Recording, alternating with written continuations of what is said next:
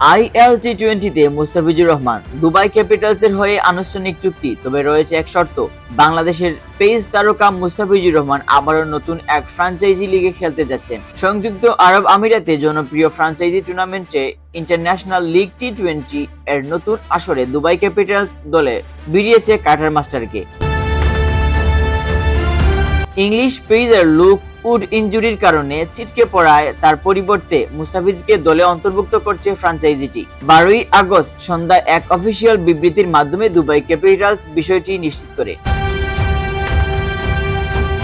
তবে এখানেই শেষ নয়, মুস্তাফিজের এই লিগে খেলা নির্ভর করেছে বাংলাদেশ ক্রিকেট বোর্ড এর ছাড়পত্রের উপর। বিসিবি এরই মধ্যে খেলোয়াড়দের ফ্র্যাঞ্চাইজি ক্রিকেটের ব্যাপারে নির্দিষ্ট গাইডলাইন তৈরি করছে। তাই জাতীয় দলের শিডিউলের সাথে সাংঘর্ষিক হলে মুস্তাফিজুর হয়তো শেষ পর্যন্ত এই লিগে খেলতে পারবেন না।